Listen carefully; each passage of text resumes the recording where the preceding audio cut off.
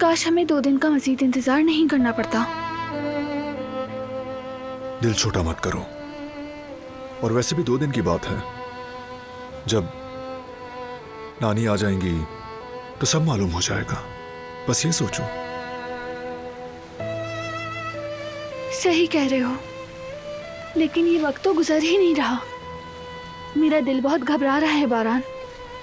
धड़कन तेज सी हो गई है, जैसे वक्त थम गया हो, जैसे कुछ भी मेरी बस में ना हो। पता नहीं अपने दिल को कैसे काबू करूं।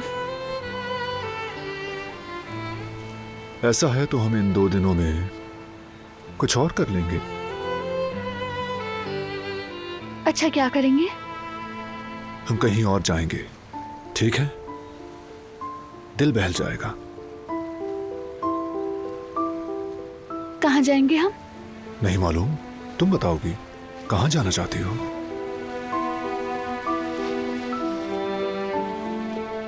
जब तुमसे दूर थी, हमेशा तुमसे ख्वाब में मिलती थी, मार्दीन में वो भी।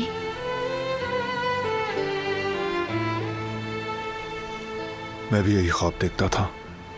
वाकई में? तो फिर मार्दीन चलते हैं। ठीक है, चलते हैं। वो भी टाइम वेस्ट किए बगैर। क्या वाकई अभी?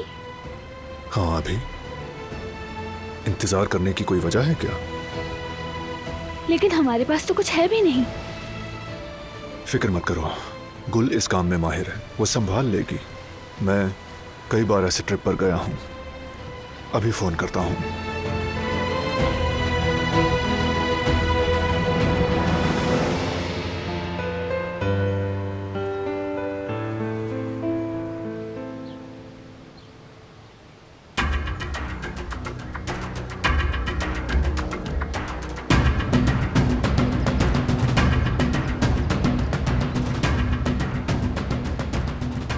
हसन, माशाल्लाह, बड़ा होशियार बेटा है तुम्हारा। उसकी नजर से कुछ नहीं बचता। आप उस बेवकूफ को माफ कर दें जवाहिर साहब। जवान बच्चा है, अभी उसे पता नहीं कि कौन दोस्त है और कौन दुश्मन। नहीं जानता तो बताओ उसे, बताओ कि किसके लिए काम करना है।